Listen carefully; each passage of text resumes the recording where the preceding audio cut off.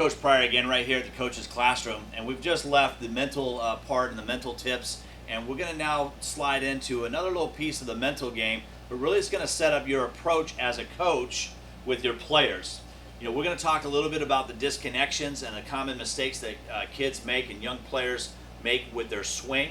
We're going to be able to identify those mistakes, and then we're going to have to then prioritize those mistakes, how we're going to attack each mistake. You're not going to take the 5 mistakes and bundle them all up and try to teach all of them at one time. Too difficult to do that, too much information. So what we need to do is identify the key thing that's going wrong in their disconnection with their swing and then work on that main thing. So this kind of slides into the theory that I'm going to talk about right here with the queen bee theory. And what the queen bee theory is all about is about killing the queen bee first. So kind of like a beehive, you know, we can swat at a lot of the bees and coach on a lot of different things, but we don't actually kill the hive. We don't kill the problem.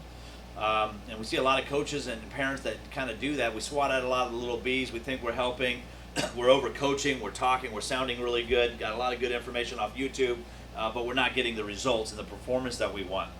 So we really got to go in there with that beehive, and we got to go in and kill the queen bee so that hive goes away.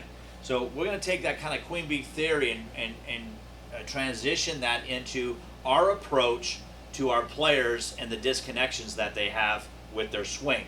So once we look at the player, we're going to identify the disconnections that they have or the common mistakes that they have in their swing, and we're going to identify the queen bee. So out of the 5 mistakes or the 3 mistakes or the 10 mistakes or disconnections that the player has, we're going to identify what's the number 1 or number 2 main thing, that queen bee, and we're going to start working on killing that queen bee or that disconnect.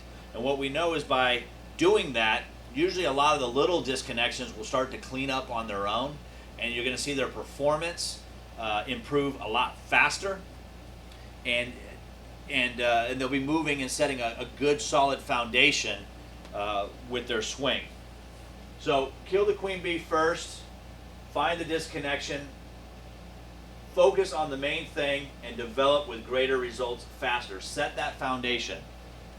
Work on the queen bee to set the foundation, get the big ticket item, get that moving in the right direction, and then move to having greater performance on game day and having fun, and maintain your practice and your drills and skills at practice.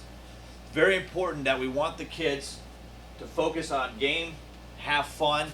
We don't want to overcoach mechanically or with movement patterns during the game. You know, hey, if the kid has a loopy swing in the game, you just got to keep working on it at practice. Don't keep telling the kid, hey, put your hands here, move your foot down. It's too much information. Just practice that at practice, and in the games, just let them do their thing, because we have a motto here: if you're thinking, you're stinking.